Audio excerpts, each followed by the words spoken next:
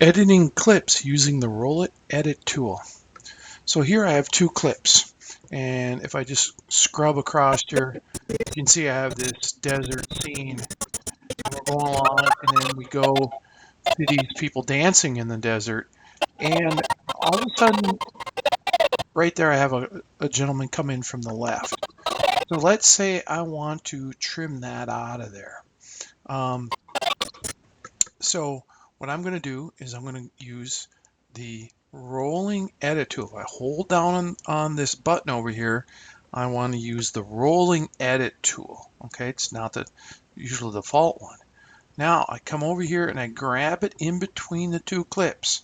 As I pull it, you can see I get this message on the right that says trim media limit reached on video 1. I get this error message, and I get this red line that says, hey, it's kind of an error. How do we fix that? Okay, so if I come over here and I come into my toggle my link sync lock, I'm going to untoggle these. I'm going to do all of them. All right, so now I'm just going to come in here and say, all right, I'm going to grab the rolling edit tool again. I'm going to come over here and grab onto this, and I'm going to grab it, and notice in the upper right you can see both of the videos, and I can see now the last frame on the first video, and you can see, oh, my frame now is coming, and right as he's coming into the clip, I'm going to let go. Boom. And now I've changed this. I'll go back and unselect that tool. You can see when I scrub, boom, now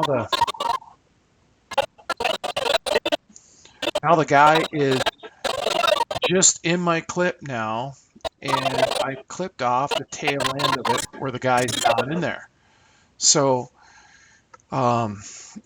this rolling edit tool allows us to trim the frames adjacent to our in and out points, and I found this error that can be fixed by just unlinking the toggle sync locks here.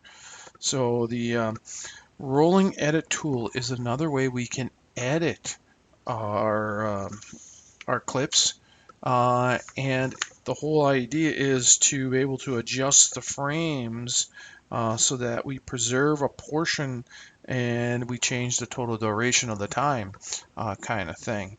So this is rolling edit tool.